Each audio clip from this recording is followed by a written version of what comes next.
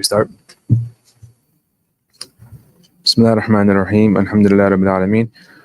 Wa sallallahu ta'ala sayyidina Muhammadin ashraf al-anbiya wal-mursalin wa ala alihi wa sahbihi wa man wala li yawm ad-din. Nawat ta'lam al-ta'lim wa tadhakkur tadhkir an-naf' al-intifa' wal-ifad al-istifad wal-hath al-tamasuk bi-tabana sunnah al-sunnah sallallahu alayhi wa sallam والدعاء إلى الهدى والدلال على خير ابتغاء وجه الله ومرضاته وقربه ثوابه سبحانه وتعالى. سبحان الله والحمد لله ولا إله إلا الله كل له المقت العظيم عدد كل حرف كتب يكتب أبد الآبد مداهن الداهرين سبحانك لا علم لنا إلا ما علمتنا إنك أنت العليم الحكيم وحسبنا الله ونعم الوكيل ولا حول ولا قوة إلا بالله العظيم. اللهم إني أعوذ بك من أن أضل وزن ما أظلم أو أجهل أو يجهل علي. اللهم غير علم وزن من حلم وأكرم بالتقوى وجمل بالعافية يا رب الراحمين يا رحمن الراحمين يا رب الراحمين. طيب. So there's a lingering question from last class about conditions of salah, about covering your awrah, right? We talked about if someone's awrah becomes exposed in salah, whether it's, for example, a man is praying and his lower back becomes exposed because his shirt is too short while he's in sujood, for example, or his pants are too short so his shorts go up above his knees, or a woman, for example, who has to cover her arms while she prays, her sleeves fall while she's praying because she just took a beer or something like that. In all cases, it does invalidate your prayer. So be careful. So make sure everything is covered before you start praying. Okay? Make sure everything is covered before you start praying. This is in contrast to like if something just happens, an act of God that exposes you. A big breeze comes, and lifts your pants up or lifts your sleeve up or something like that. As long as you cover it instantly, you're fine. But in a case where you do something that causes yourself to be exposed, it would invalidate your prayer. Okay? So we are now talking about, today we're going to shift to the chapter on fasting because we are about to welcome the month of Ramadan in the next couple of days. And then after Ramadan, we'll come back to where we left off in the section of Salah. So if you guys turn to your book on page 27, the book that I'm using is page 27, he talks about the chapter of fasting. He says fasting is the third pillar of Islam. It is the well-known abstinence, but with certain special characteristics. Among them are making a daily intention during the preceding night and abandoning all things which break the fast, including food, drink, sexual intercourse, masturbation, and self-induced vomiting. Okay, so fasting, as we all know, is one of the pillars of Islam. The Prophet said in a hadith, he said, "Buna al-Islamu ala khamsa. Shahada an la ilaha illallah Muhammadur Rasulullah, wa iqamat as-salah, wa ita'u zakah, wa sawm Ramadan, wa hajj al-bayti man istata'a ilayhi sabila." He said Islam is built on 5 things. Testifying there's no God except Allah Ta'ala, and the Prophet is his messenger, praying, fasting, giving zakah, and making hajj if you are able to. So it is one of the 5 pillars of Islam. And Allah Ta'ala says in the Quran that it's wajib, it's fard, it's obligatory upon all the believers. He said, Ya ayyuhal ladhina amanu, kutiba alaykum as-siyamu, kama kutiba ala alladhina min qablikum la'allakum tattaqun. All you who believe, fasting is made obligatory upon you all, like it was upon those before you, so that you may acquire or have taqwa. Okay? So fasting is something that everyone knows you have to do.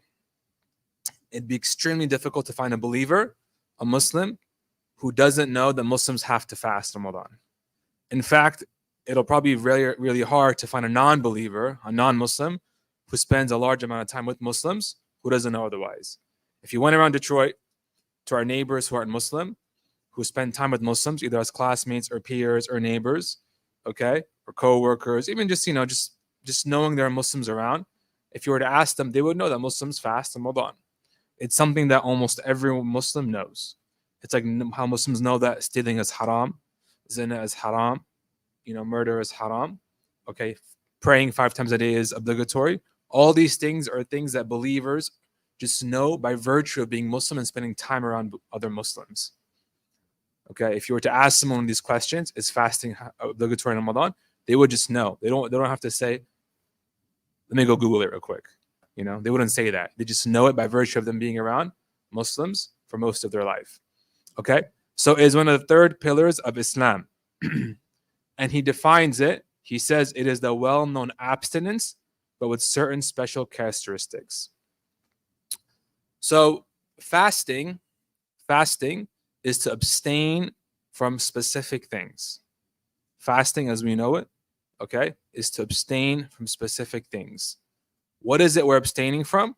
We're abstaining from anything going into your body cavity through an opening, whether it's food or drink or otherwise. It's abstaining as well from inducing vomit, making yourself throw up. It's abstaining as well from, like he mentions, as well as sexual intercourse and masturbation. Okay? So all these things, it is an abstinence from specific things, from sunrise to sunset with an intention. Okay? It's an abstinence from specific things, from sunrise to sunset with an intention. Okay? So let's break it down piece by piece.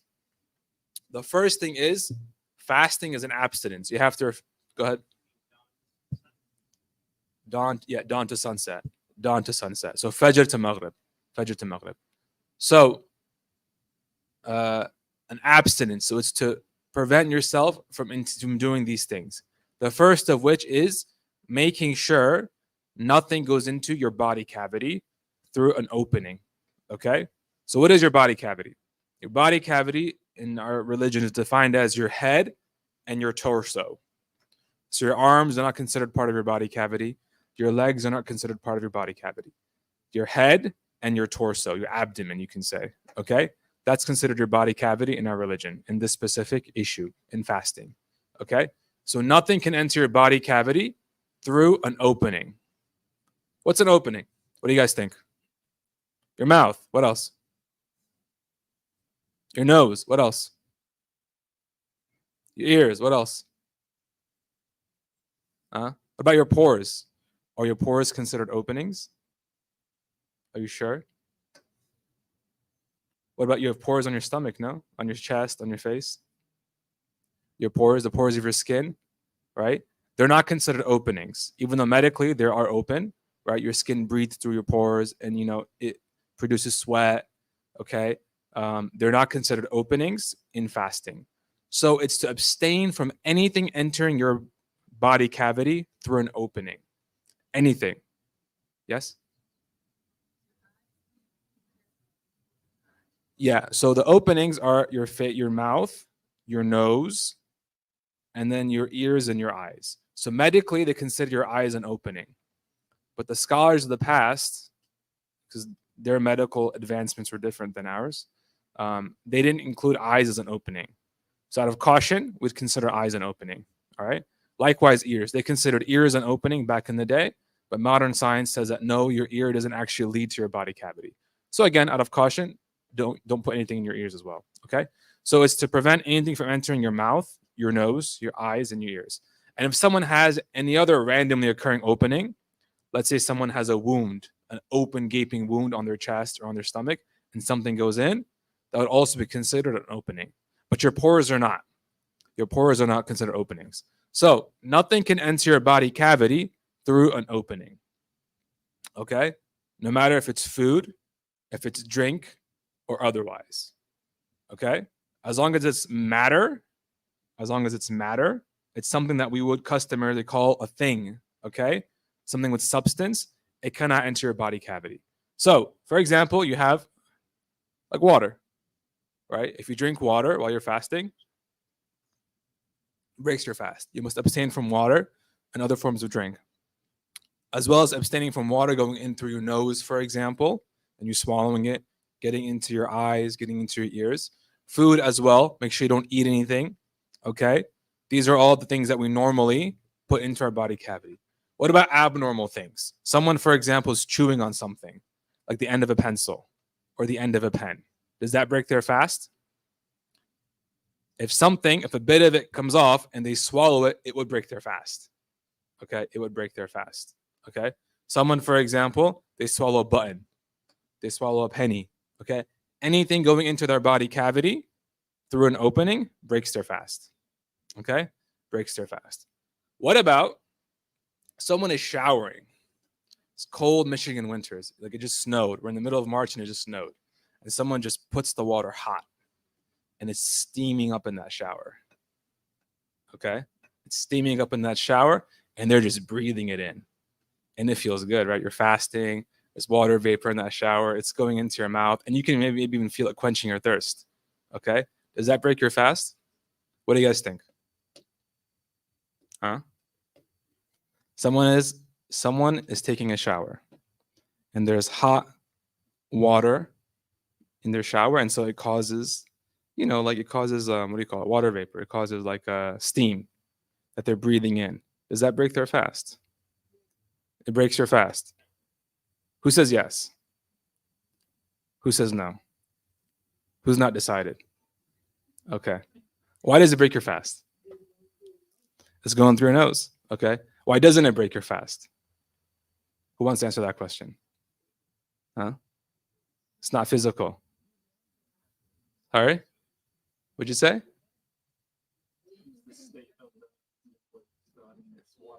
It's water vapor. It's not a thing. Right. So it is going through your mouth and your nose. You're breathing it in. But water vapor or steam is not considered a thing, right? Like we don't consider it matter. Yeah, it's water, right, in a gaseous form, right? But it's not something where you can get it, right? So if you breathe it in, even while you're fasting, even if you feel it quenching your thirst, right? You're just breathing in the vapor and you feel it quenching your thirst. It doesn't break your fast. Okay? It does not break your fast. Yeah, that would be the same thing for any other form of gas, except for certain types of smoke. Certain types of smoke would break your fast. Okay? So for example, smoke from a cigarette, okay, has residue. Okay? Or like smoke from a chimney, you can see the residue building up on the chimney walls, for example. If someone smokes tobacco through a pipe, they would see residue building up in their pipe. Okay? So these types of things, okay, that have residue to them, it would break your fast. So smoking, for example, would break your fast. Okay? But the smoke we have, for example, that you use, the ones we use in the molid, when we burn incense, that produces smoke, but there's no residue. If you were to hold something above it, even for a long period of time, there wouldn't be any residual buildup. Okay? So that doesn't break your fast. Okay, so basically the general principle is that anything that has substance to it, okay, if it enters your body cavity while you're fasting, it breaks your fast. Okay? So referring back to the shower steam example, sometimes that happens and you see the water droplets forming on the wall, and you can see them like running down. So would you say that's like the residual effect of the steam in its gaseous form turning into a solid? So you're saying, what about when you're taking a shower and the steam collects on the walls and it turns into like water? That's just condensation, right? Right. So if that happens, for example, in your mouth, the steam goes into your mouth, it condenses into water, and you start drinking water in your mouth. That's something that'll break your fast, right? But if you're just breathing in steam, okay, in its gaseous state, it wouldn't break your fast. It's no different than breathing in smoke from the instance that we burn. It wouldn't break your fast. Okay. And so the steam, it collects on your wall and it condenses and it forms droplets. Right. But while it's still in its gaseous state, it wouldn't break your fast. Okay. So anything that enters your body through an opening breaks your fast. Okay. Go ahead.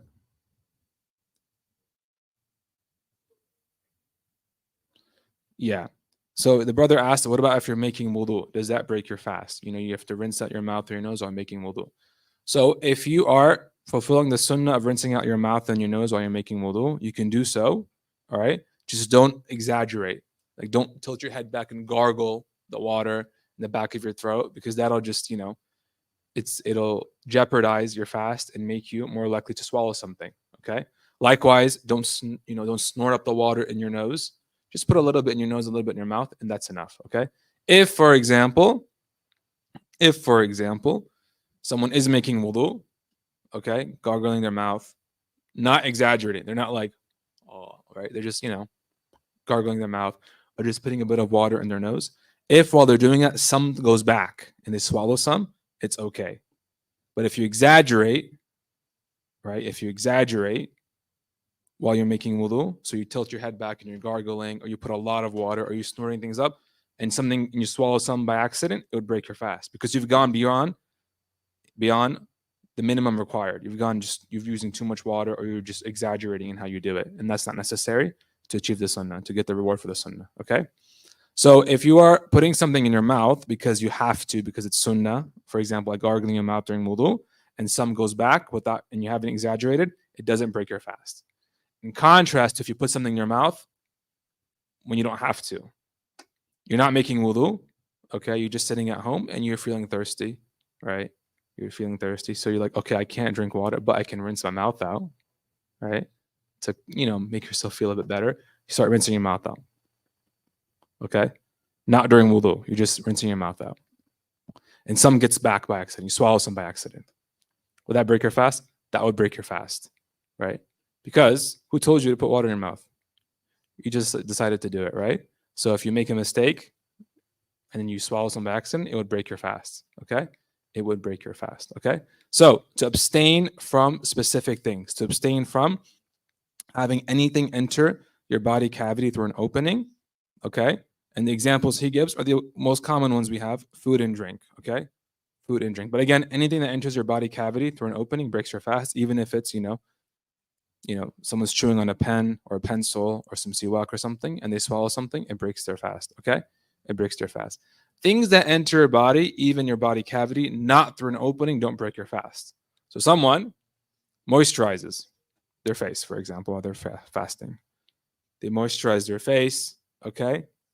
And then their pores take in the lotion or the oils, okay? Now they know it's absorbed, right? If you put moisturizer on or lotion on, like if you go back after a period of time and you touch your face, it's gone. Where'd it go? Your face took it in, right? Your pores sucked it in. This does not break your fast because we said pores are not considered an opening, okay? Pores are not considered an opening. Only if it goes through an opening like your mouth or your nose does it break your fast, okay?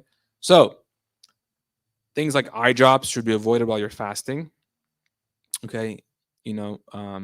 Ear, like if someone has eardrops, avoid them while you're fasting. Just putting your finger in your ear doesn't do anything because it's not going in deep enough. It's not entering your cavity.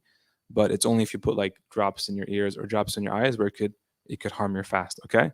What about putting your finger in your nose? Does that break your fast? Does not break your fast. Okay. So this fleshy part of your nose is not considered part of your body cavity. It's only when it goes beyond your sinuses where it is harmful to your fast, detrimental to your fast. Okay. So if you pick your nose, it doesn't break your fast. Okay? It does not break your fast.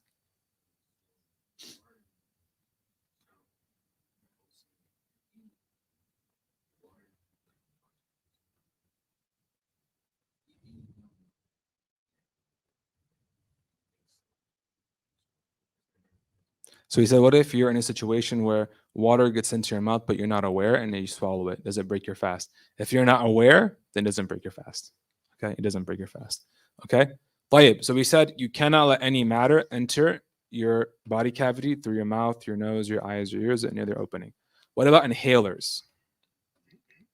What about inhalers? Okay, so an inhaler is matter. There's medicine mixed in with the spray that you breathe in, and it helps the person through their asthma. So inhalers would break your fast. Inhalers would break your fast. But how does that work? Okay, so let's say someone has asthma or they have to use they're using an inhaler regularly. So such a person, what they would do is they would start fasting. Okay, they would start fasting. And if they can go the whole day without using their inhaler, that's fantastic. Their fast is sound. Okay.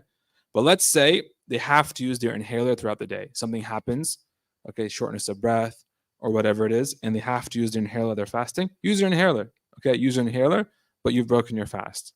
And all that means is that you must make up that you're not sinful because you needed to break your fast. You need to take your medicine. You need to take your inhaler, but just make up the day later on. Okay. Wait for a time of the year, for example, where the days are shorter and you can make up your fast no problem because the shorter the day is, the less likely it is that you need your inhaler. Okay. So if you use your inhaler, it breaks your fast. All right. If you have to use it, break your fast so you don't harm yourself, but make sure you make up the day. Yes.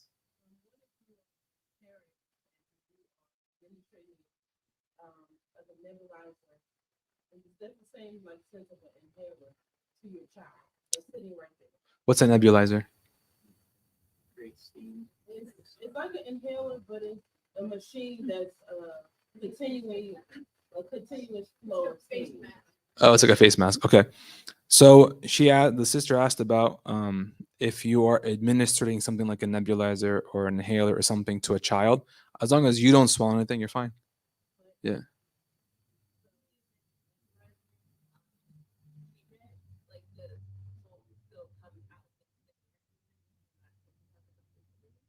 I see. Yeah. Okay. So the scenario is this nebulizer, it can produce smoke and stuff that enters the air, right, around you, and you could potentially breathe it in. Is that what you're saying? As long as you're not 100% sure you breathed it in, it doesn't harm your fast. Just like how, for example, if someone's smoking next to you, there's secondhand smoke, right? As long as you're not 100% sure you breathed in that smoke, it wouldn't break your fast, right?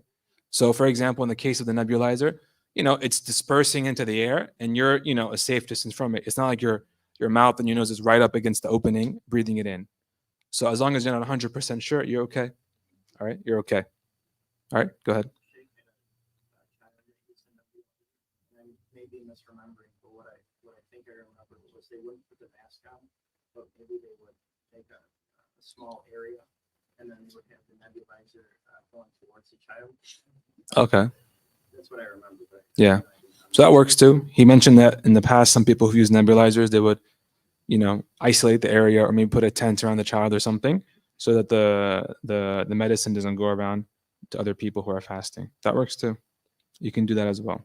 Okay. طيب. So in the case of someone who's asthmatic, we said an inhaler does break your fast. Okay. Now what about shots? Okay. What about shots? So shots, okay, shots can also break your fast potentially. There's a big difference of opinion among scholars when it comes to shots, whether they break your fast or not. But the summary of it is the following. Some of them say shots do not break your fast at all. No matter where you get it, what kind of shot you get, it does not break your fast. Some of them say all shots break your fast. It doesn't matter what kind of shot you're getting, where you're getting it, it will break your fast. So these are the two extremes. And then you have a bunch of opinions in the middle. Some of them say if you get an intravenous shot, it will break your fast. Okay? So if you get a shot, for example, in the fleshy part of your body, like a vaccine or something, it won't break your fast. It's only an intravenous one that breaks your fast. Some of them say if it's a shot that like nourishes you, okay? So someone gets an IV, it would break their fast. But something that's not an IV, that's like a vaccine or just medicine, doesn't break your fast. So in summary, what you can say is this. Just avoid a shot if you can while you're fasting, all right? But if you have to take a shot, okay? If you have to take a shot, so when do you have to take a shot? Someone, for example, is diabetic. They need an insulin shot, okay? Plus, they can take the opinion of the scholars that say that it doesn't hurt their fast, okay? It doesn't hurt their fast, especially because insulin is not, it's not nourishing. It's not nourishing. It doesn't make you, it doesn't nourish your hunger or anything. So in this case, the best thing to do is to avoid a shot if you can, all right? But if you have to take a shot because, for example, you're diabetic or something, you can do so, all right? You can do so, okay? So we covered shots and we covered inhalers and we covered nebulizers, okay? And again, the general principle is that anything that enters your body cavity while you're fasting, all right, through an opening, breaks your fast, okay? It breaks your fast. طيب. So he says in the book, fasting is the third pillar of Islam. It is the well-known abstinence, but with certain special characteristics, okay? So we covered the fact that it's abstinence. It's abstaining from certain things. When do you have to abstain? Okay, let's finish the abstinence part. Among them are making a daily intention during a preceding night and abandoning all things which break the fast, including food, drink, sexual intercourse, masturbation, and self-induced vomiting. So the other things that you must abstain from as well are sexual intercourse, whether it's permissible sexual intercourse between spouses, for example, or impermissible sexual intercourse, for example, if someone's committing zina. In all cases, intercourse breaks your fast, so you have to abstain from it. Likewise, masturbation breaks your fast. You have to abstain from it. And the last thing that breaks your fast as well is if you induce vomiting. There's a hadith, the Prophet says that if someone throws up, they don't have to break up their fast. They don't mess up their fast unless they swallow some of it by accident. So if you throw up naturally, it doesn't break your fast. Someone gets sick, for whatever reason, they just throw up naturally without inducing anything. It doesn't break their fast unless they accidentally swallowed something. But if you induce vomiting, someone induces vomiting through, sticking something down their throat or whatever they might be doing, that does break your fast, no matter if you swallowed something or not. Okay? So self-induced vomiting breaks your fast. But naturally vomiting through illness or something doesn't break your fast unless you swallow something by accident. So food or drink, intercourse, masturbation, self-induced vomiting. Okay? All these things must be abstained from in order to have a valid fast. Okay? In order to have a valid fast. Okay. So we covered the abstaining part. We said fasting is to abstain from specific things from dawn to sunset. Okay? From dawn to sunset. From Fajr to Maghrib with an intention. So when do we have to abstain from? We abstain from Fajr to Maghrib. So Fajr comes in when? Fajr comes in, okay, before sunrise, before the actual disk of the sun appears. Fajr comes in, okay? And we all have our apps, and we all have, timetables that Al-Rahma even distributes that tell us when Fajr is. So someone has to abstain from these things before Fajr starts. Before Fajr starts, okay? So that means that when Fajr comes in, okay, when Fajr comes in, we've already began the abstaining process, okay? We've already began the abstaining process, right? So for example, in Al-Rahma, someone gives the adhan of Fajr, all right? They keep track of the time. When sunrise comes in, then they give the adhan, all right? Now that adhan might be a little bit delayed after the time, okay? He might, only notice the time has comes in 30 seconds, a minute, 2 minutes after the time of dawn, okay?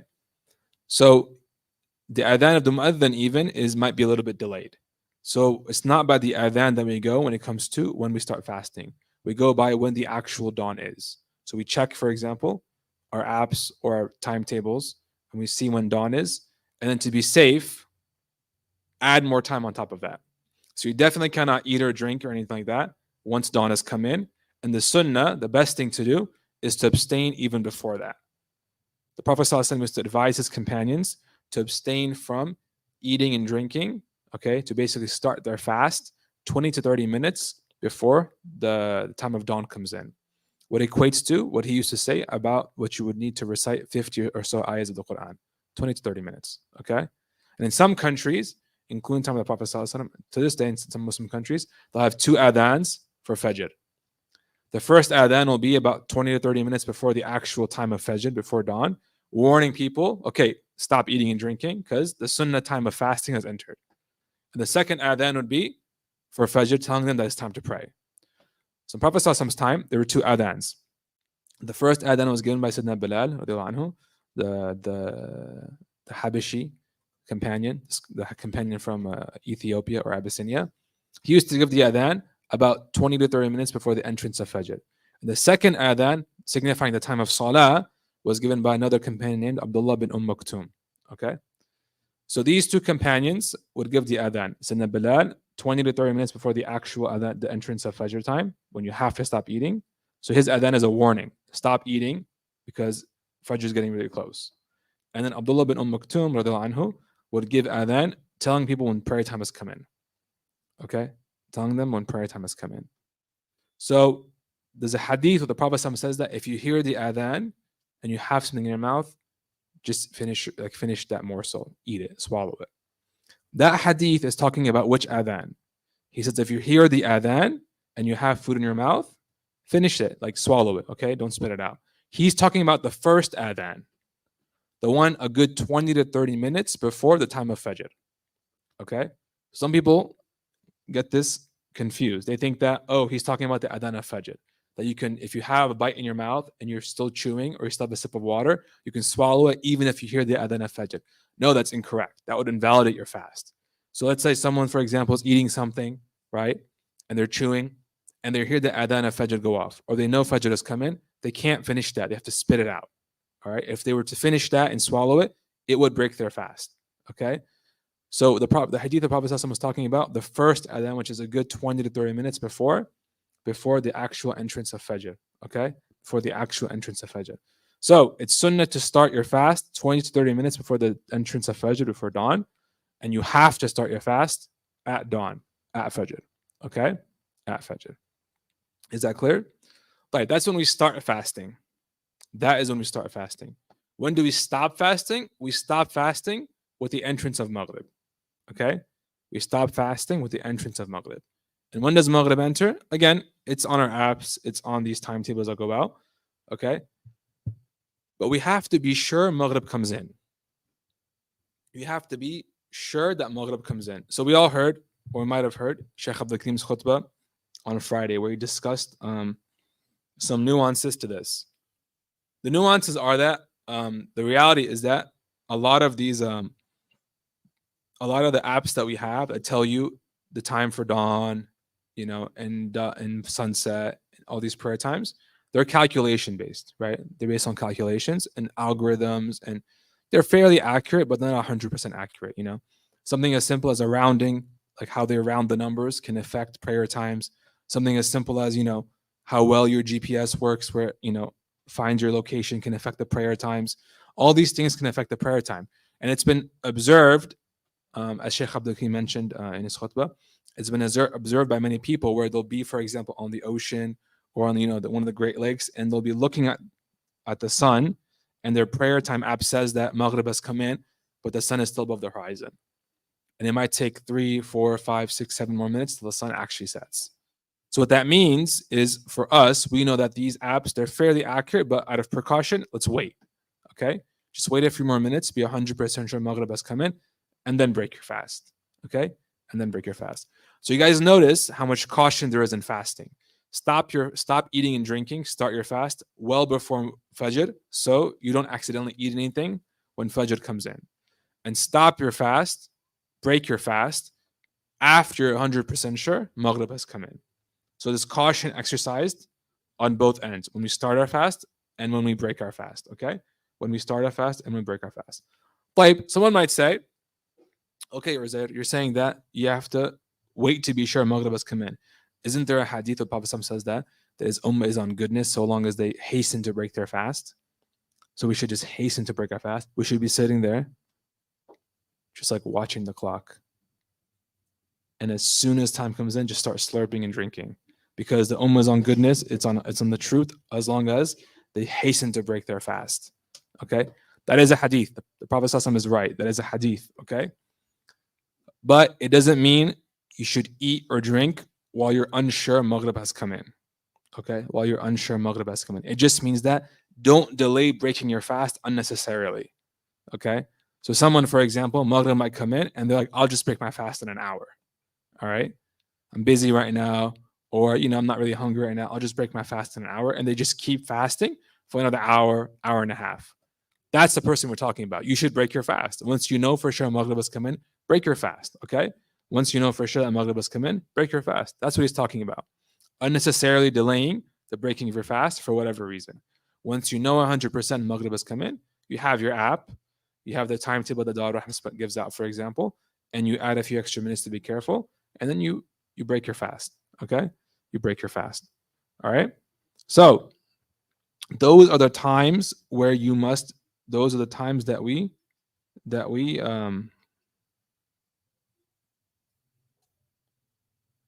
those are the times that we have, okay, that we have to fast from dawn, from Fajr until Maghrib, okay, until Maghrib.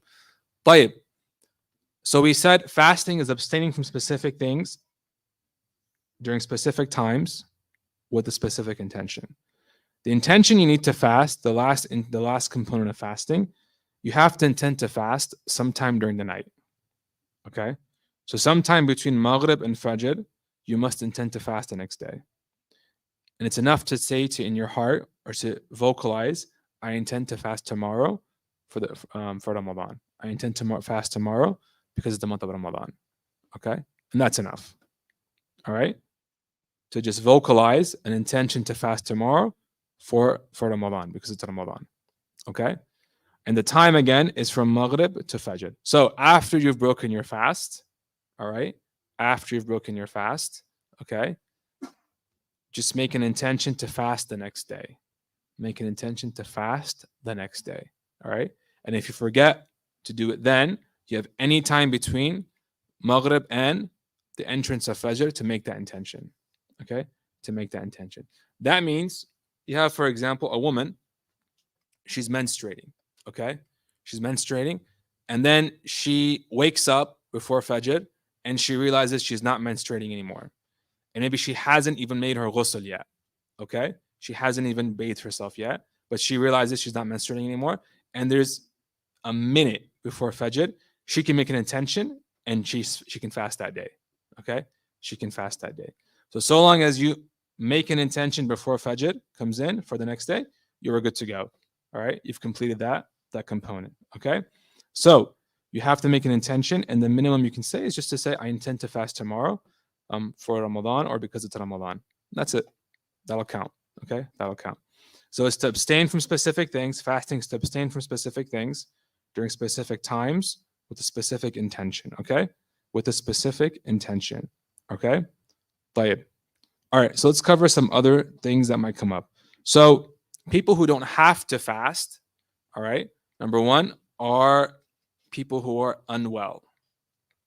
Someone, for example, is unwell. What does it mean to be unwell? They have an illness that prevents them from fasting. Okay, they have an illness that prevents them from fasting. Okay, this illness, for example, all right, it might be like a chronic illness that they're not hoping to get better from. If they were to fast, they would get worse. They'd get much sicker. They could potentially harm themselves and maybe even die. Okay, or sometimes someone's just weak. They've reached a point in their life, whatever their age might be, where they're just physically weak. They just can't fast anymore. Okay, these people, these people don't have to fast. They don't have to fast. What they do instead, what they do instead,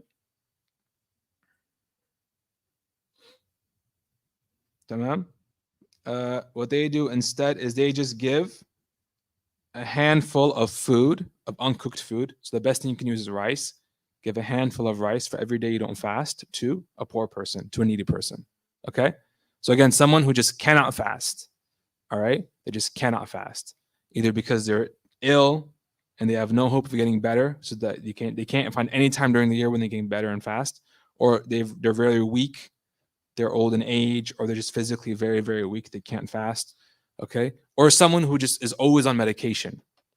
Someone has a form of asthma maybe where they have to use an inhaler regularly. Okay? They can't go without using their inhaler during the day. Or they have some sort of other medication they must take and take. Okay? These people who cannot fast, they would just give a handful of uncooked food. And the easiest thing is just rice. Okay? Get a handful of uncooked rice and give it to a poor person. Okay?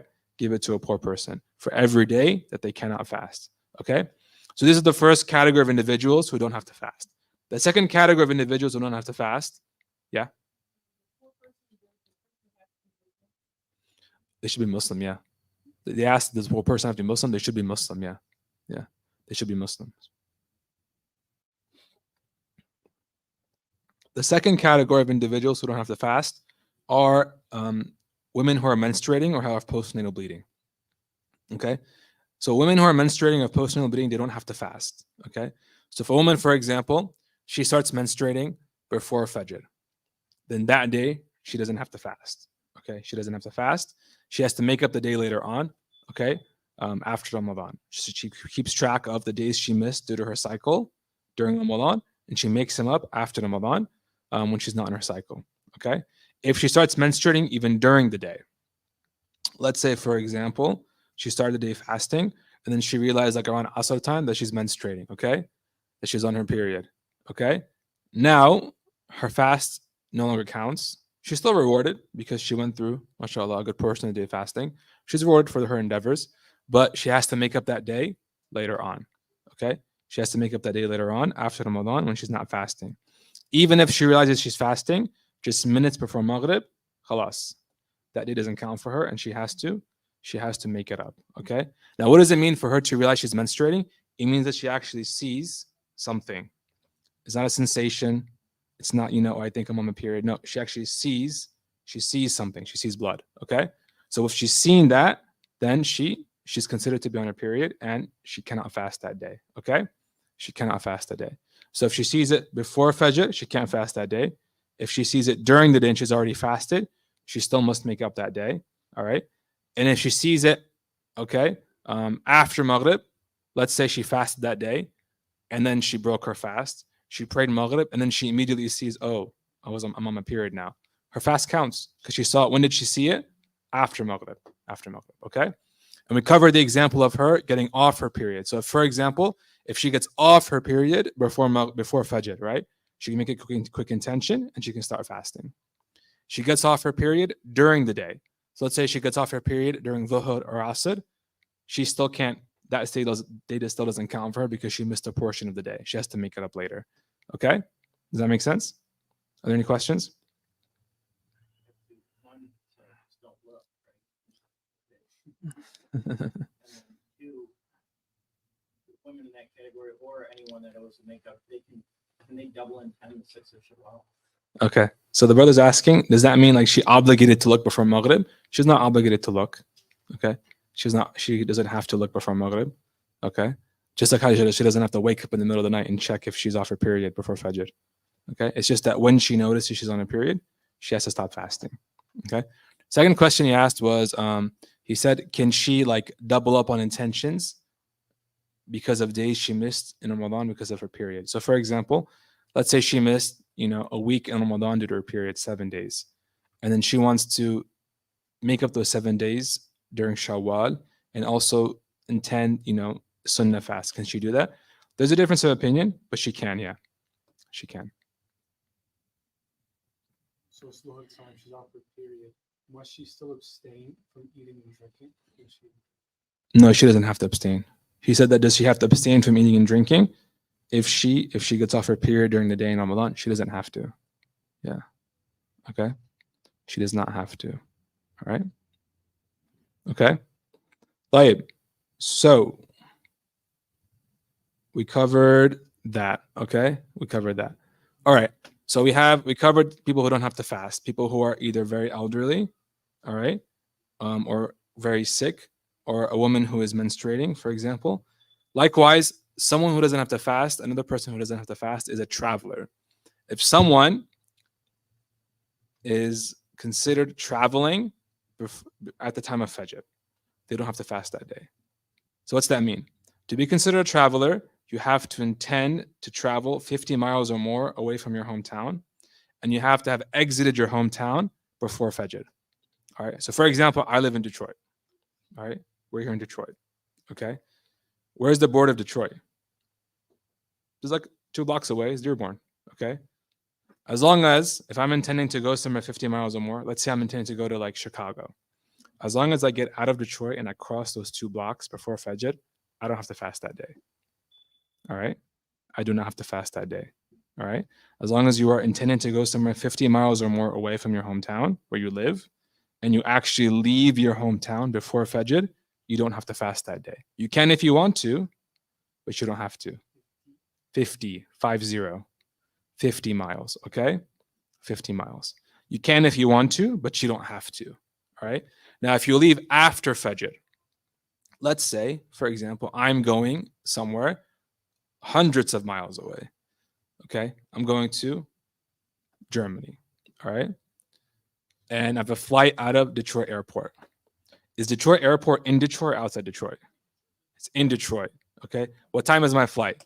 My flight's at like 8 in the morning after Fajr, okay? So I'm intending to go really far, but I haven't left Detroit until what time? Until 8, which is after Fajr. That means what? That means I have to start the day fasting, okay? I have to start the day fasting.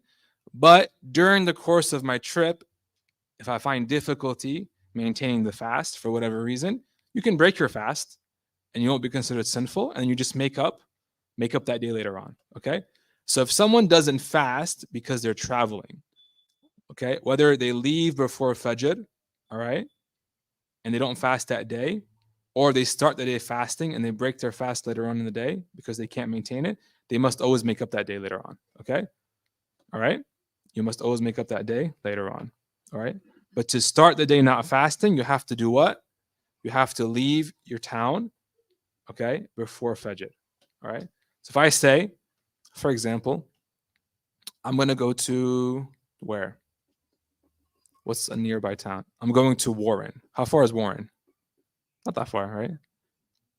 15 minutes. It's not that far. Less than 50 miles, we'll say, right? And I leave Detroit before Fajr, okay? Do I still have to fast? Yeah, you still have to fast because you didn't meet the minimum required distance, right? Warren's quite close. So you have to intend to go somewhere 50 miles or more, and you have to leave your hometown before Fajr, okay? That's for someone traveling. Go ahead.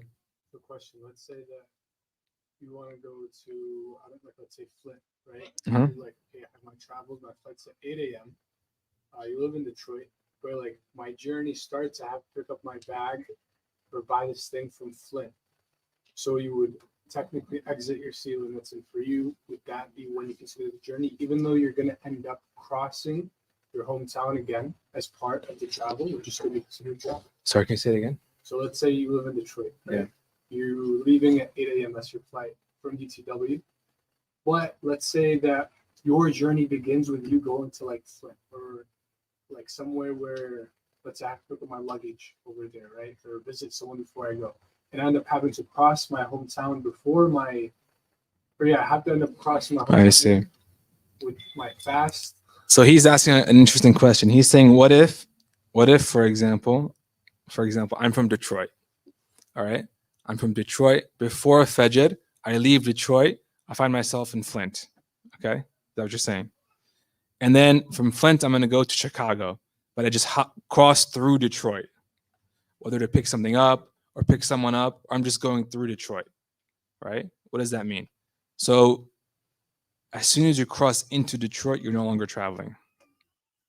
And then once you leave it, you're traveling again.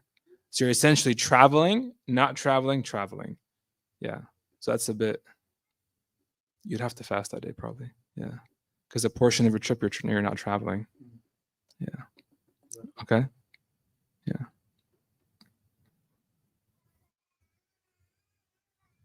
Yeah. Okay. Any other questions? Okay. So we covered the people who don't have to fast. The last person we'll cover is someone who, for example, they start their day fasting, but they can't continue the fast. Okay. So anyone who finds, like proper difficulty to continue the fast. We're not talking about a light headache or just mild discomfort, like proper, like difficult to maintain the fast. Okay. Whether it means like if they may continue fasting, they'll become ill. Okay. Or, their life's in danger. Okay. The point is, there's proper hardship to maintain the fast, to continue fasting. Such a person can always break their fast, but you just have to make up the day later on. Okay. So you can, if you're worried, for example, that you have to start a trip to go somewhere, but you're starting after Fajr and you're worried, can I maintain my fast? Start fasting. Okay. Start fasting. And then throughout the course of your day, see how you feel. If you're worried, if you continue fasting, it might harm you physically or medically, then you can always break your fast and make up the day later on. Similarly, some people have very, very strenuous jobs. Okay. Their jobs are very physical and require a lot of energy. Okay. You still have to fast. So you would start your day fasting, and then throughout the course of your day, see how you feel. If you can't maintain the fast, you can break your fast if you're worried about harming yourself or becoming ill, and then just make up the day later on. And just make sure you keep track of how many days you have to make up. Okay. So no one can just not fast because of work, for example. Okay. No one can just not fast because of work or because of whatever reason it is they might have. Some people, for example, think like, okay, like, I got a big game tomorrow. All right, just not going to fast. They might even be paid like a professional athlete. No, you have to fast. Okay. But just see how you feel throughout the day. And if you get to a point where you actually think you're going to harm yourself by continuing the fast, khalas, break your fast and then make it up later on. Okay.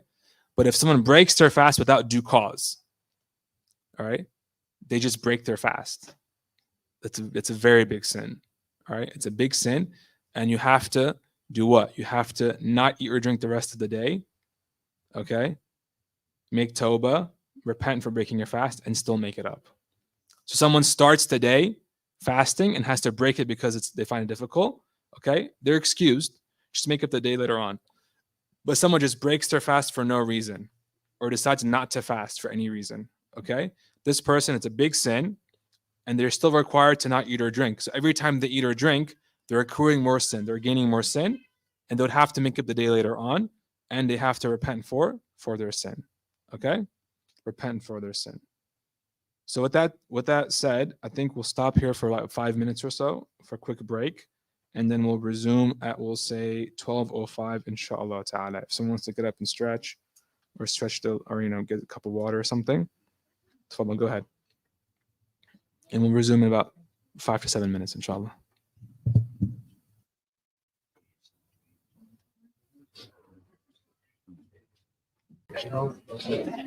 There's no pot in Ramadan, right? Do they know that? Yeah, they know. Maybe a reminder. They should.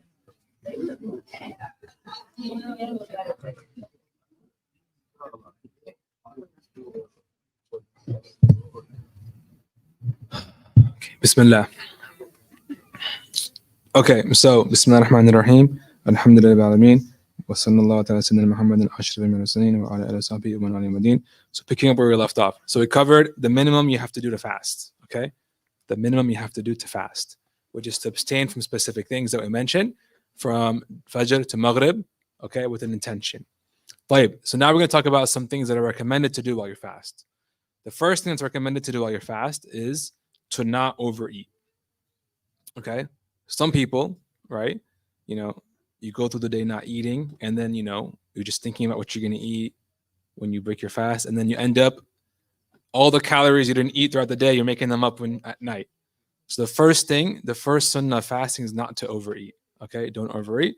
Or else you really, you nullify the reason of your fasting. Like, don't gorge yourself at night when you can't eat, because then it kind of nullifies the point of abstaining from food while you are during the day while you're fasting. So not overeating is the first sunnah. The second sunnah is that it's to break your fast, okay, with dates. Okay, to break your fast with dates. It's sunnah to break your fast with dates, an odd number of dates, 1, 3, 5, 7, 9, 11, okay?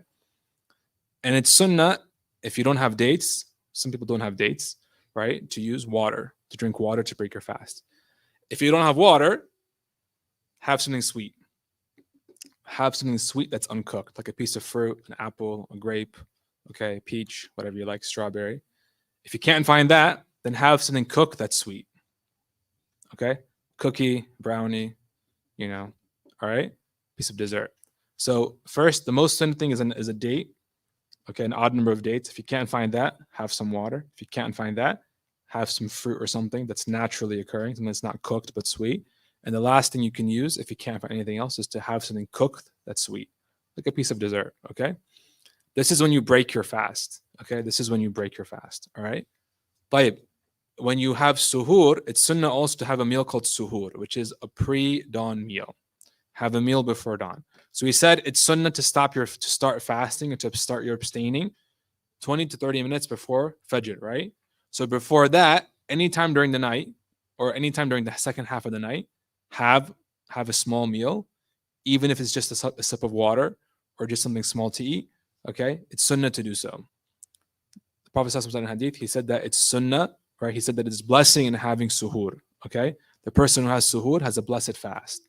They find energy, they find nourishment they wouldn't normally have, okay? So just having something small anytime during the second half of the night before that 20 to 30 minute period before Fajr, that's called a pre-dawn meal. You can have that, okay? And it's sunnah to have during that meal dates, okay? To have dates during that meal as well, all right? But any meal will give you the sunnah of having suhoor, but having dates as well as another sunnah, all right? Having dates as well as another sunnah, all right? Okay, another thing that's also sunnah to do while fasting in Ramadan is to recite a lot of Quran. Another sunnah action to perform while you're fasting in Ramadan is to recite a lot of Quran, okay? Recite a lot of Quran. Why? Because the Prophet ﷺ, during the month of Ramadan, he used to review the Quran with the angel Jibreel alayhi salam. So every month of Ramadan, him and the angel Jibreel would get together and review everything that was revealed up until that point, reciting to one another what was revealed to that point, practicing what was previously revealed. And so likewise, it's sunnah as well for all of us to recite a lot of Quran, okay? So recite more than what you usually recite. Look at your level and your time and just increase your reciting the amount that you recite by a little bit or more in Ramadan, and sustain it throughout if possible. Sustaining it throughout if possible. Okay? So Ramadan is the month of the Quran.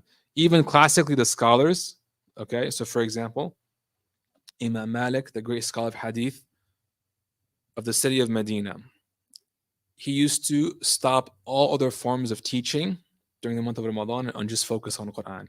because he said as a month of Quran, he would pause all his other teaching activities and only focus on Quran. So we should increase the amount of Quran we recite, okay?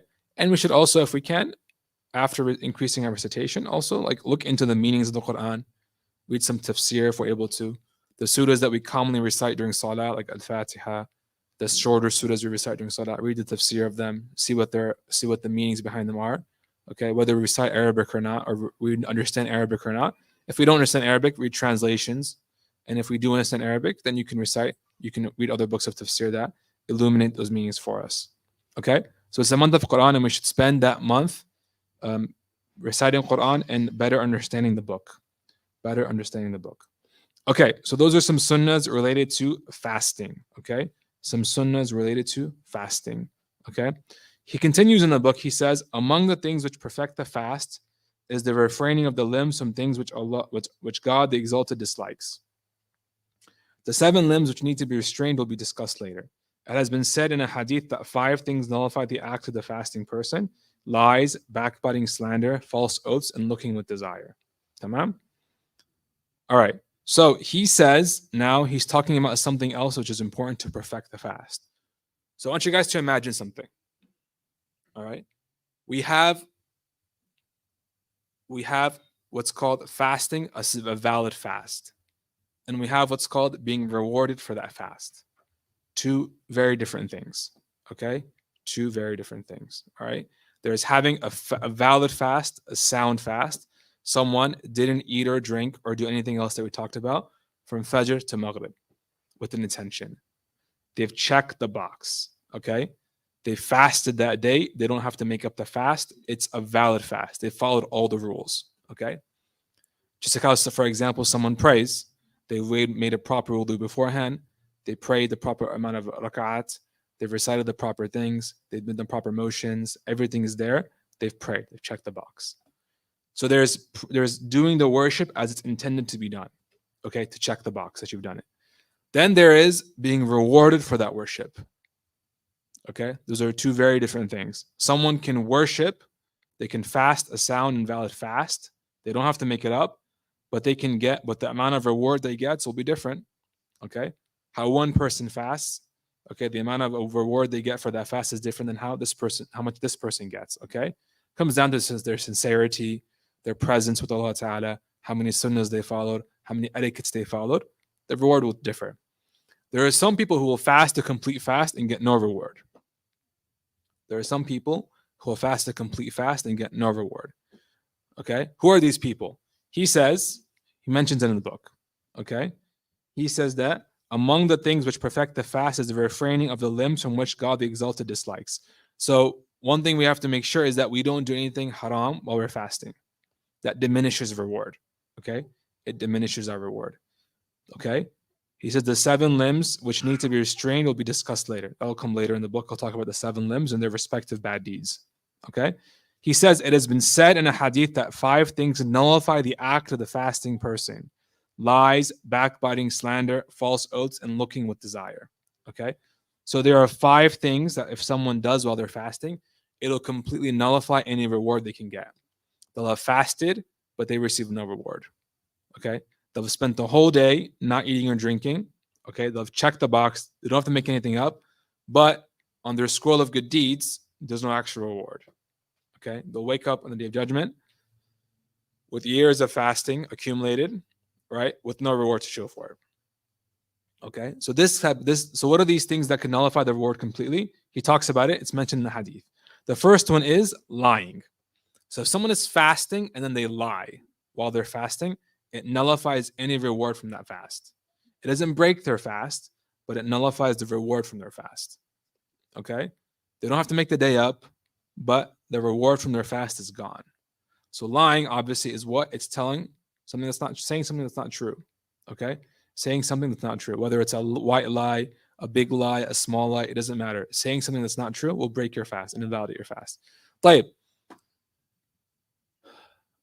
This includes lying, whether it's done, vocally, someone actually lies with their tongue, or someone types or writes. Okay? So typing a message that's not truthful is counted as lying. Writing something that's not truthful is counted as lying. Okay? All these things nullify the fast, nullify the reward of the fast. Sorry. Okay. So you consider to have fast, you've checked the box, but there's no reward for what you did. Okay.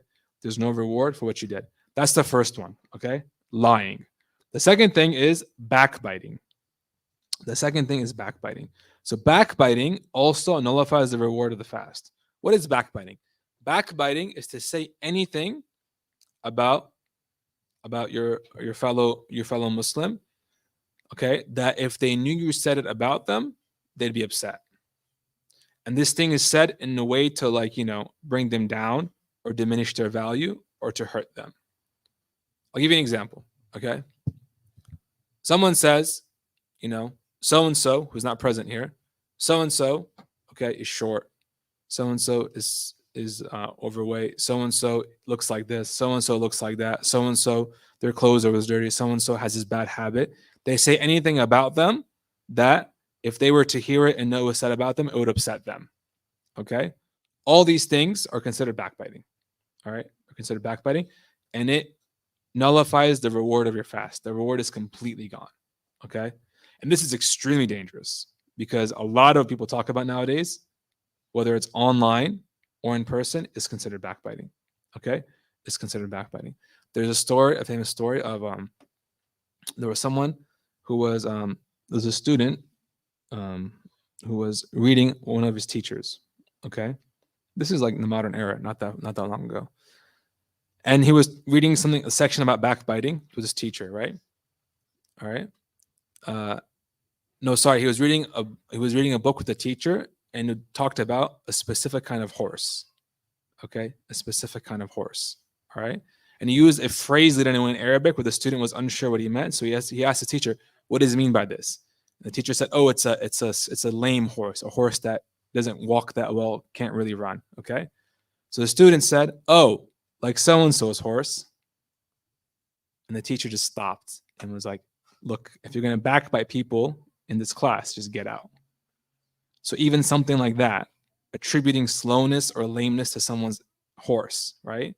Oh, so-and-so's car is like this, or so-and-so's house is like this. All of it is considered, and things that if they were to hear it, it upset them.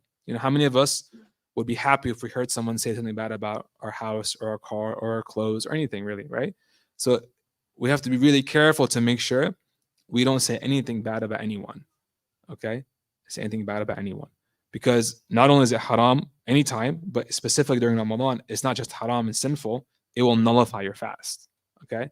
And how much of what we say online, okay, is just backbiting, When we just chat online or post things on people's walls and stuff like that, a lot of it is just honestly just empty speech or backbiting.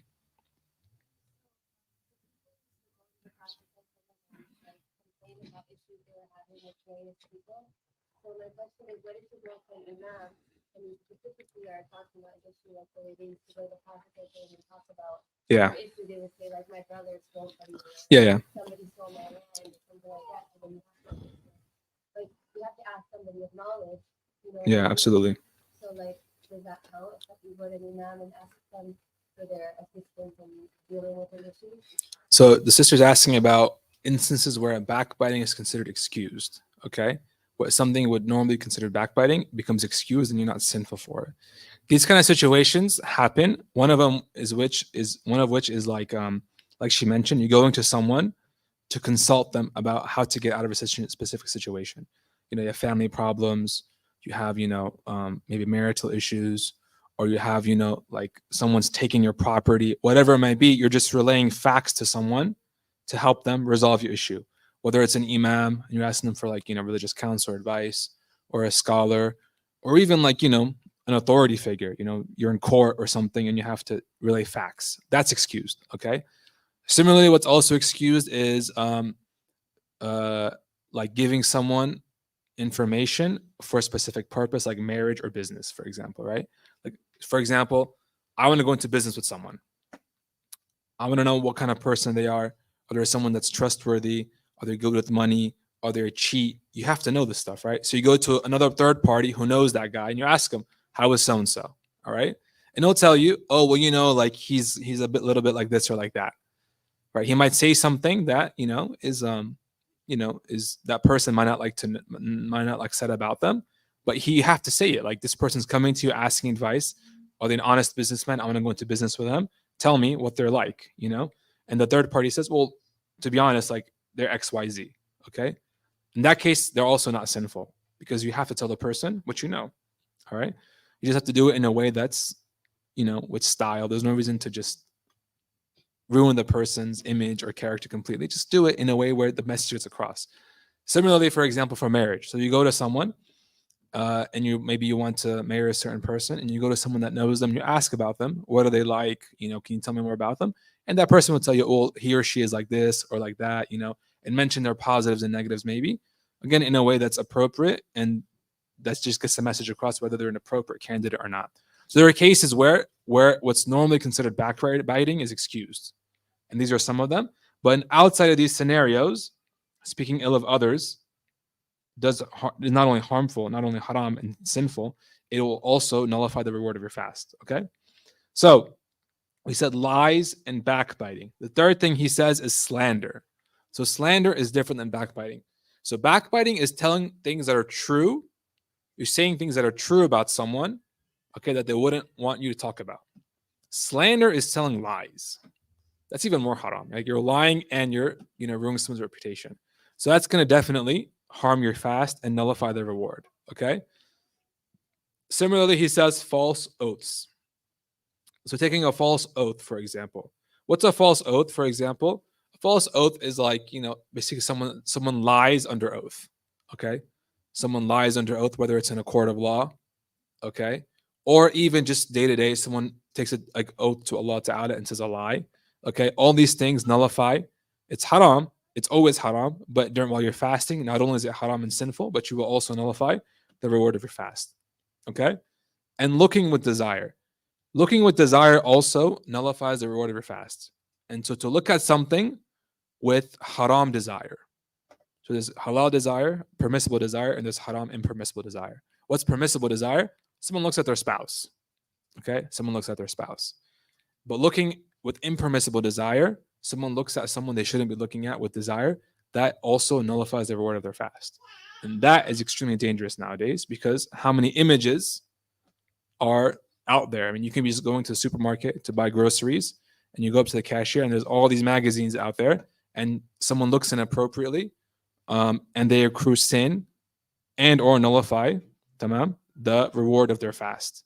So all these things are things, these 5 things are things that nullify the reward of your fast. Okay? When you say nullify the reward of your fast, does that mean it needs to be made up? Or No. So if your brother asked, when you say nullify reward, does that mean it has to be made up? No, it does not. So you can, whether you have to make up a fast or not comes down to how you fast, how you fasted. Did you abstain from the things you should be abstaining from?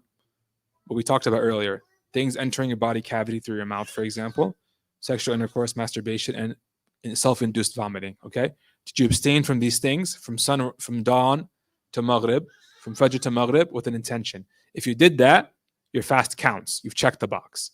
Now we're talking about whether or not you're rewarded for your fast.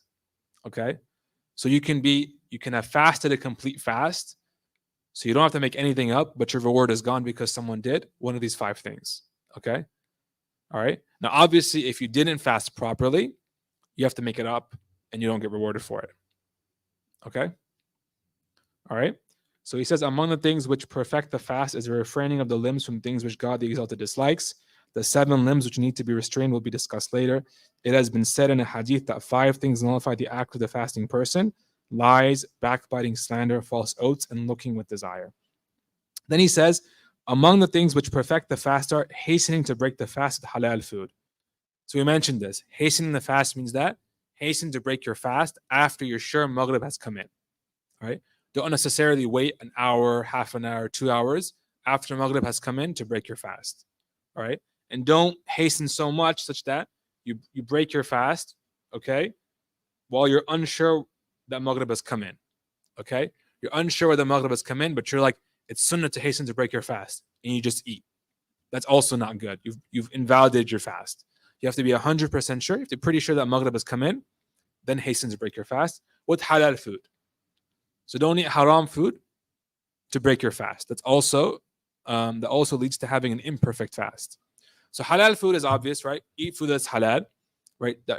Meat that's slaughtered properly, not pork, not alcohol, halal food. Likewise, halal food also means food earned through halal income. So if someone, for example, is earning money in a way they shouldn't be earning, okay? It's from a complete fast to make sure you break your fast with the food you bought with lawful income, with halal income, okay? As opposed to breaking your fast with food that was attained through unlawful income, okay? And then he says, and not eating a great deal. So overindulging oneself, again, is not from a complete fast, okay? Then he says, it is good to fast often, especially on the days that Islam has considered special. God knows best and success is from him. So he says it is good to fast often, all right? Especially on days that Islam has considered special. So there are certain days throughout the year where it's sunnah to fast. It's sunnah to fast 6 days in Shawwal, the month immediately after Ramadan. It's sunnah to fast the day of Arafah. It's sunnah to fast the day of Ashura, which is the 10th of Muharram, as well as the 9th, the day before, or the 11th, the day after it. It's sunnah to fast Mondays. It's sunnah to fast Thursdays. It's sunnah to fast various days throughout the year. And in general, you can fast anytime, really. Okay? And he encourages us, the author, he says, it is good to fast often, especially in the days that Islam has considered special. So fasting is an incredibly, it's a very unique form of worship. Okay? It's a very unique form of worship. Most acts of worship are things you have to do. You have to pray. You have to give charity. You have to perform hajj. But fasting is abstaining. So it's unique. You're not doing anything. You're just actively abstaining. Okay?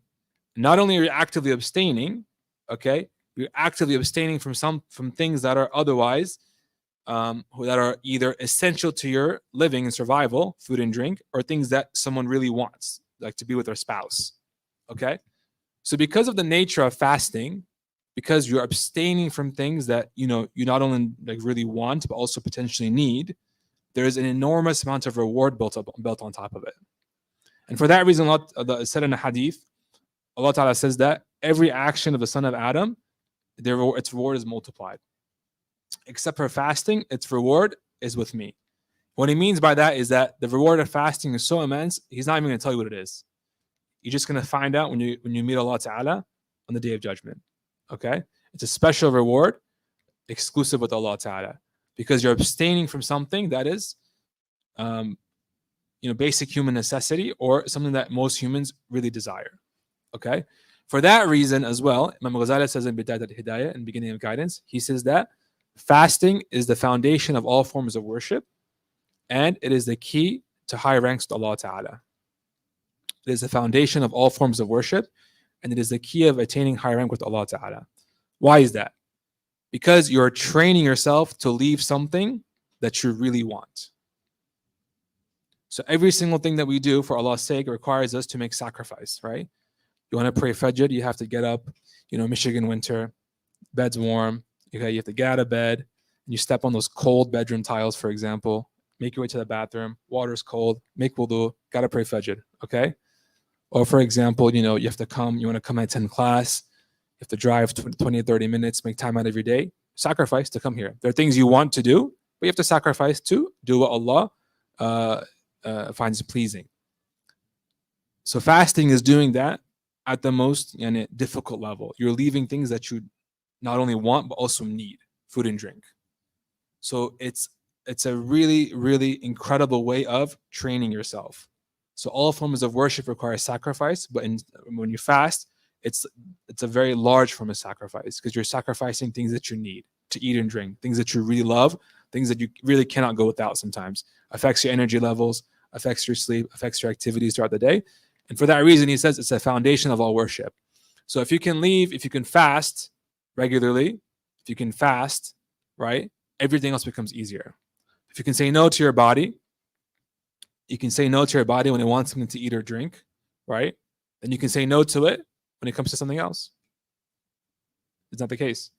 You're training your ego, you're training your lower self, and for that reason, they say it is the foundation of all forms of worship. Okay.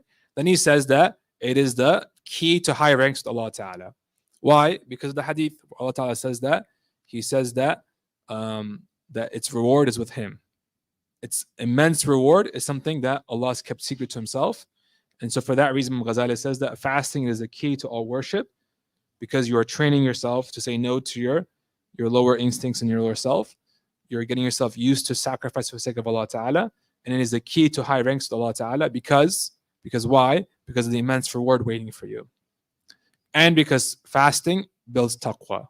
Like it says in the ayah where Allah Ta'ala said, Kutiba alaykum as-siyamu kama kutiba ala alladhina min qablikum la'allakum tattaqun. Fasting was made obligatory upon you, like it was made obligatory upon those before you all, so that you may acquire taqwa. So that you may acquire taqwa. Taqwa, which is the trait of the people of God. The ability to do what Allah Ta'ala has commanded you to do, and to leave that which Allah Ta'ala has told you to leave. Tamam? Allah Ta'ala, when He describes the awliya and the salihin, He says, وَكَانُوا يَتَّقُونَ. He says they were people of taqwa. They had God consciousness. They were able to stay away from that which Allah Ta'ala forbade, and they were able to do what Allah Ta'ala commanded. So for all these reasons, fasting is highly encouraged. Highly encouraged. For someone to fast regularly, even outside Ramadan, is extremely virtuous. Even if it's just, one day a month, even if it's just a couple times of the year, okay, it should be something we do regularly. Okay, it should be something we do regularly. Even just the best we can do, just a few times here and there. Just a few times here and there outside Ramadan is more than enough to get the habit started. Okay?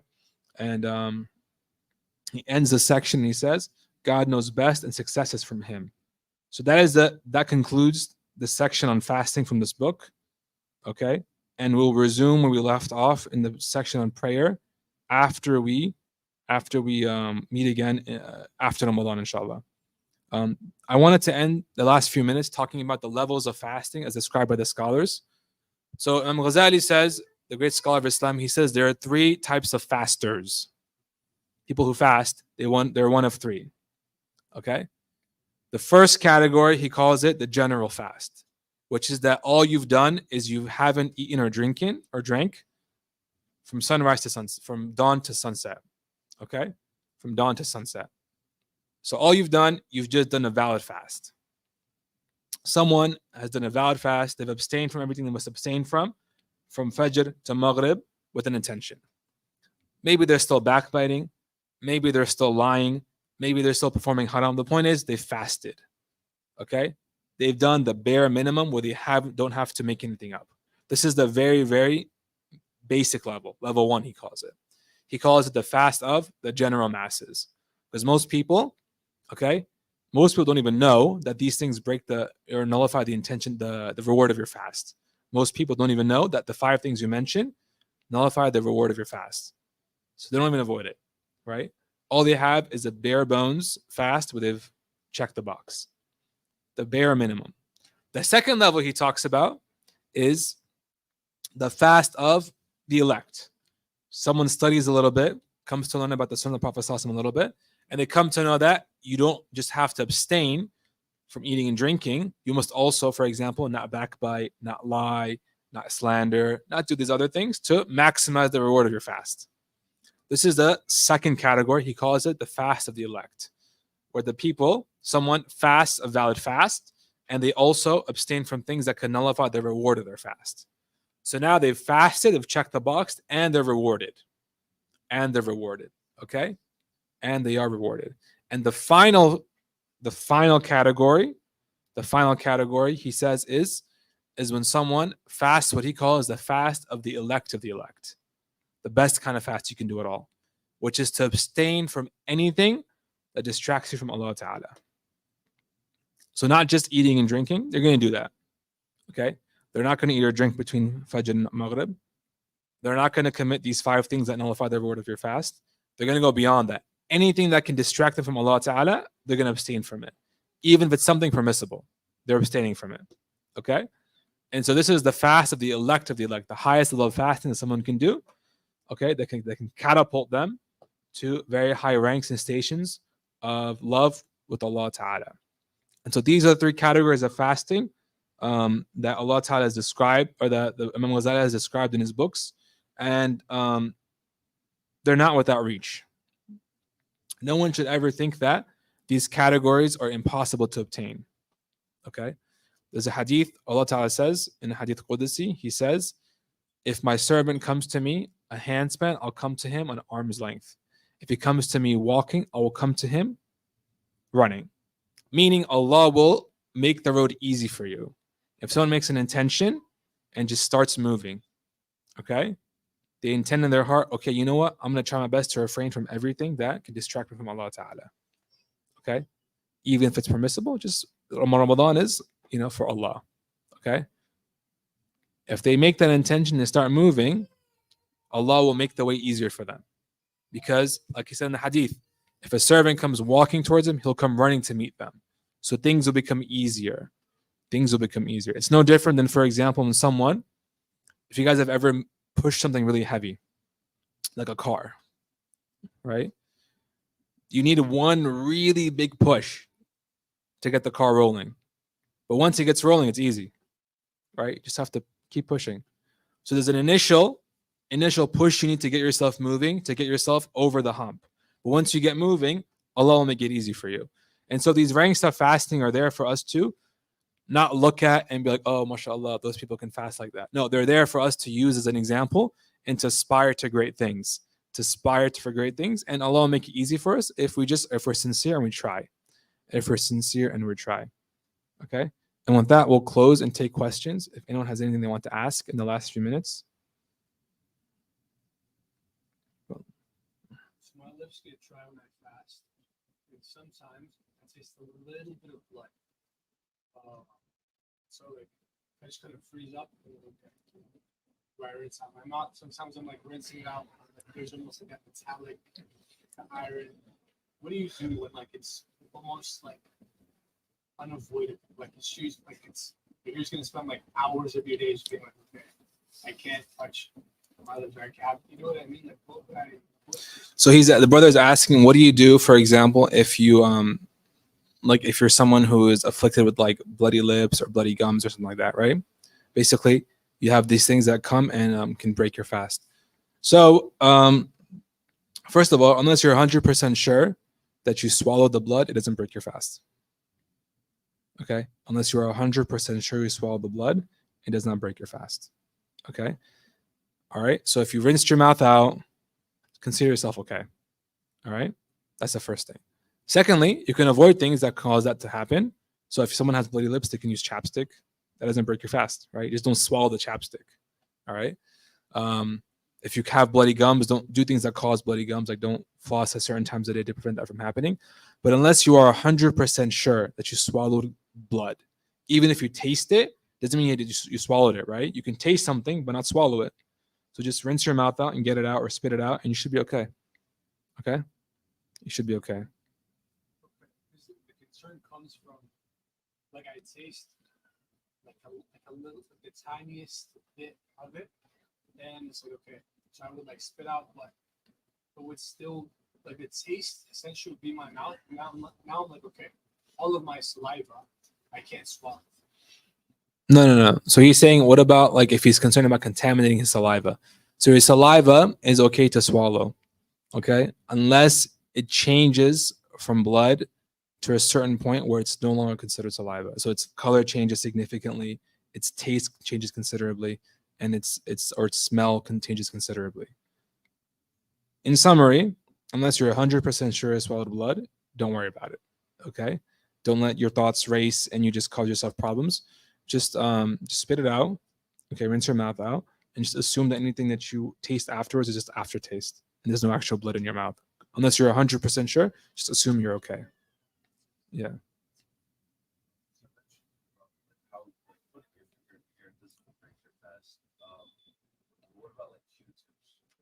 So the brother asked, what about Q-tips? Can you use Q-tips while you fast? So Q-tips, if they go in deep enough, I guess they would be considered to enter the body cavity. So best to be careful and not use them. Okay? All right?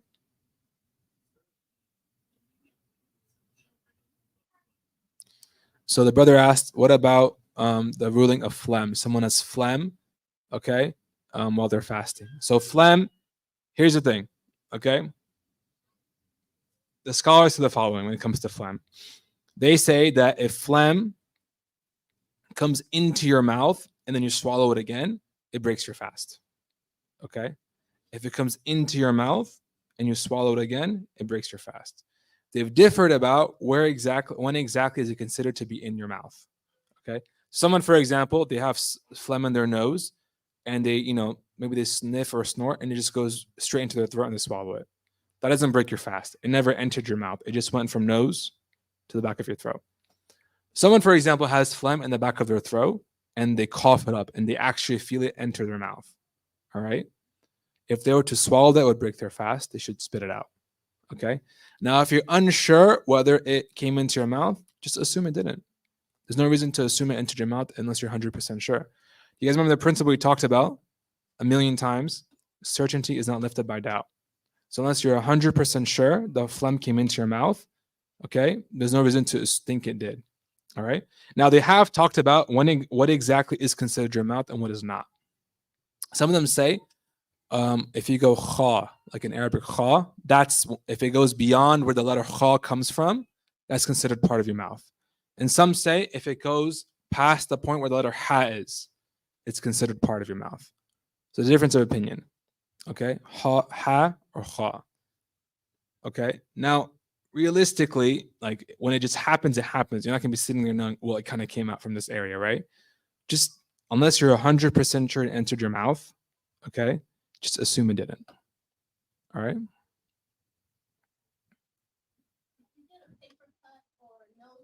Mm-hmm. So the sister asked, she said, if you have a paper cut or a nosebleed or something, how much blood can you lose before it breaks your fast? In our madhab, in the Shafi madhab, losing blood does not break your fast. So if you get cut, have a nosebleed, whatever, it does not break your fast. You're okay. As long as you don't swallow any blood, you're fine. Okay? Anything else? I know this is something that comes up every year, but can you touch upon the ruling surrounding women breastfeeding and pregnant? Yeah, I forgot to mention that. Thank you for reminding me. So the sister asked about the rulings regarding breastfeeding and fasting. Okay? So the first thing is the following. Okay? If a woman is afraid for her own life, if she's worried that she will either, for example, she's afraid for her own health, her own life, if she's afraid that if she fasted while pregnant or breastfeeding, she's afraid for her own health, she doesn't have to fast. Okay? But it has to be like an actual fear. Okay? Just worried about getting a headache or just being tired is not enough. Like a genuine fear, a medical fear over her own life or health, or she's afraid she'll become ill or something. If she were to fast while she's pregnant or breastfeeding, she doesn't have to fast. Okay? And then, but she has to make up those days. Okay? She has to make up those days. All right? She has to make up those days. Now, if she is going to refrain from fasting, okay, if she's going to refrain from fasting over fear for the child, whether she's pregnant or breastfeeding, okay, she's afraid for her child's life, okay, whether she's pregnant or breastfeeding. In this case, again, she doesn't have to fast, but she must make it up. Okay, she must make up the day, and she must also give a handful of dry food, like uncooked rice, to a poor person for every single day of the month that she didn't fast as well. So we have one of two categories. Either she doesn't fast because she's afraid for her own health or life, whether she's pregnant or breastfeeding. In this case, she must make up the day and that's it. Or she's afraid for her child's life. Okay? She's afraid for her child's life, in which case she would have to make up the day still, and then she'd also have to pay a handful of uncooked rice to a poor person for that day because she's not fasting for someone else's health, not for her own sake. Okay? Now the question is, what if it's both? What if she's worried about herself? Tamam? For herself and for the other and the baby. If she's afraid of both, herself and the baby, she just have to make up the fast and that's it. Okay? But again, it's a genuine concern. It's a genuine concern. A doctor told her, or she has previous experience like with her own health, okay, and she's a genuine concern, then she doesn't have to fast. But again, she still must make it up. Okay. Yeah. A poor person is someone who's zakat eligible. A poor person is someone who's eligible to receive zakah. Okay. Someone who's eligible to receive zakah. So, for example, a poor person is someone who is zakah eligible. So, for example, what they make in a month doesn't cover all their needs. All right. So let's say a person makes $1,000 a month, and they need like 1,200 to cover rent, and the bills, and what do you call it, and put food on the table. They're short. Okay, that person is zakat eligible. You can give that kind of person the handful of rice. Okay.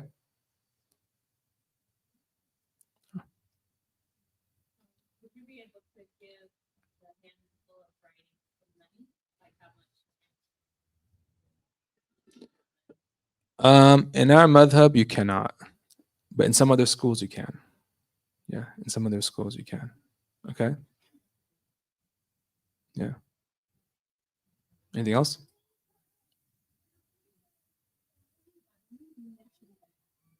You should not put water in your mouth. Let's say if your mouth is dry, but if you feel something open, to avoid it, they just to rinse your mouth. You're going to be around someone, and the breath is kind of. Yeah. Okay, understand. So the auntie's asking, she said, what happens, can you basically rinse out your mouth while you're fasting? You can rinse out your mouth for whatever reason you want to, rinse out your mouth to, get something out of it, or remove a bad taste while you're fasting, or just for freshening your breath, whatever it may be. Just be careful, nothing, you don't swallow anything. If you swallow anything while rinsing out your mouth outside wudu, it will break your fast. Okay, it will break your fast. Okay. Using mouthwash. So mouthwash and toothpaste. So brushing your teeth while you're fasting or using mouthwash. Tasting anything while you're fasting is disliked. It doesn't break your fast, but it's disliked. So if you use mouthwash, okay, or you use toothpaste to brush your teeth while you're fasting, it won't break your fast. It's just better to avoid it. Okay. Now, obviously, we're talking about someone who uses it normally, not someone that swallows it. If you're going to swallow the mouthwash or swallow the toothpaste, that definitely breaks your fast. Okay. All right.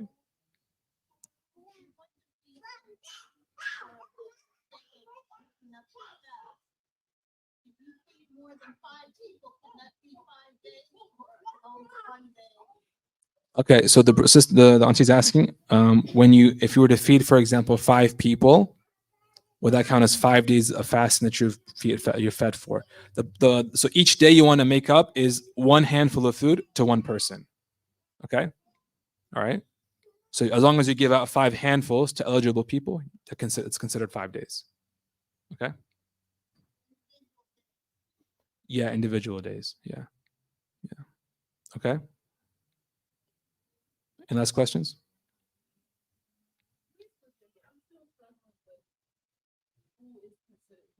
Okay. So, because there's a lot of people here in America Yeah. who do not have enough money to cover their expenses. So they'll maybe go to the government for assistance and things like that. Yeah. Are those people considered poor people? I see what you're saying. Okay. Like, do you have money to food that day? Or is it calculating your like rent and car pay? I don't know, So, okay, so how to determine if someone is poor? So basically, look at their necessities. What do they need to cover their necessities to live? Okay. We're not talking about their phone payments, like they have a fancy new phone, they have payments to make on that. We're not talking about like, payments on their TV. No, like how much do they need to survive? So for example, the average household, they have to pay rent, right? For example, they have to put food on the table. They might have to pay for like kids' schooling, like for their kids' tuition for school, whether it's, Islamic school or just normal school even, right? They have to, pay for clothes for themselves and their kids, right? Just things you need to survive normally. Okay. Then you look at them and you say, okay, the money you make in a month, right? The money you get in a month, is it enough to cover that? Yes or no? Okay. So then they would say yes or no. So if, for example, he or she calculates, I need 2,000 to cover all my monthly expenses. Okay. And they're only making 1,000, for example, right? They're only making 1,000. Okay. They would be considered poor. Okay. They'd be considered poor. Now, if they receive help in other ways, okay, okay, that bridges the gap. Okay. That bridges the gap. That can, if they receive help in other ways that bridges the gap, I do not think they would be considered poor. Okay. If they've met those needs, they're okay. Okay. I do not believe they'd be considered poor. Yeah. You wouldn't be able to know someone's situation when you're just trying to give this to people. So you can't ask them their situation. You just want to give. So how do you know? Yeah. So how would you know who's eligible or not is what you're asking. So in that case, I would say, the best thing to do is come to places that distribute charity. Okay, like for example, Al-Rahma distributes charity. Okay, other institutes distribute charity, and just ask if they know someone, and they can just take it from you and give it on your behalf. Okay, give it on your behalf. All right. Yeah. Yeah.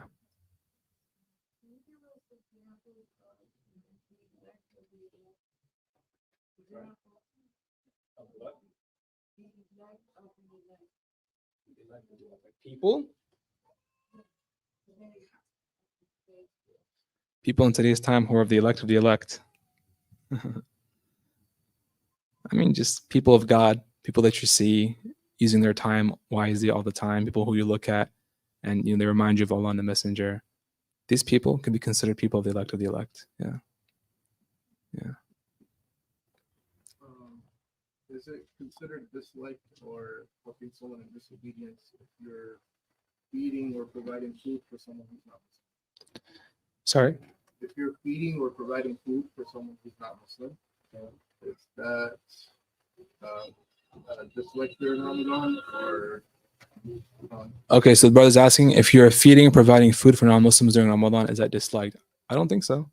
It's part of like helping people. Muslims are encouraged to help people, and it's also a way to help them, become more familiar with Islam and love it and potentially even enter it. Yeah, it's okay. Even during the day. Okay, so even during the day,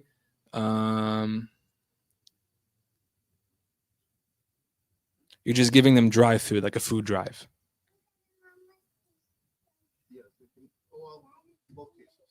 Both cases. So if you're just giving them dry food, like food, you're just giving them, here, take this food and go, right? That's definitely allowed. There's nothing wrong with that, right? It's no different than giving them money, okay? Now, if you're going to give them food and they're going to eat it in front, like you're giving them food to eat and they're going to eat it in front of you during the day, that would probably be a difference of opinion. Some scholars would say it's allowed. Some scholars say it's not. But with that said, if it's like purposeful, right? For example, we're doing this to encourage people to learn about Islam, and it's going to help like plant love of Islam in their hearts and stuff. It's not a bad thing because again, there are some scholars that say that it's okay. All right, it's okay. Yeah, but just giving them food, like we just give them groceries, there's nothing wrong with that. No, because you can give Muslims groceries as well while you're fasting. Nothing wrong with that. Yeah. Okay. Anything else?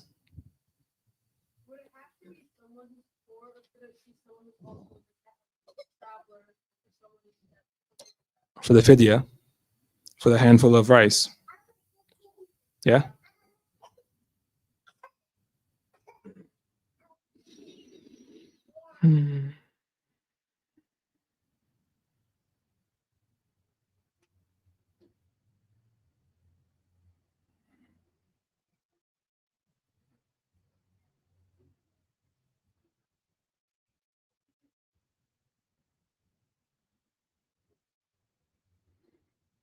No, it has to be someone who's poor.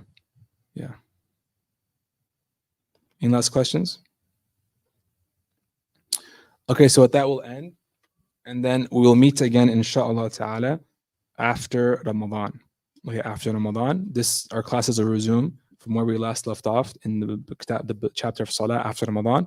And there will be a selection of classes held in the Al-Rahma almost every day during Ramadan, whether it's Tarawih or classes after Tarawih, inshallah ta'ala. And I think these will be announced on the groups, inshallah ta'ala. And then Dhuhr today is being prayed at 2. So right now it's almost noon, almost 12 o'clock, but Dhuhr is prayed at 2 because of daylight savings. Oh, it's 1 o'clock. Oh, it's 1 o'clock. Okay. So it's 1 o'clock. All right. And so Dhuhr is going to be prayed at 2, inshallah ta'ala. So with that, we close. And we ask Allah ta'ala to make us people who fast the fast of the elect, and that He accepts all our fasts in this blessed month. Make us people who pray Tarawih with present hearts. And we ask Him to do that for all of us and our loved ones and all those that have rights upon us, and that we would like to be guided, to guide all our family members to be Muslim, and to guide our family members who are Muslim but are not practicing to practice. We ask Him to also make us people of tawfiq and taqwa. And we intend what our teachers have intended. Wa la hadratin nabi.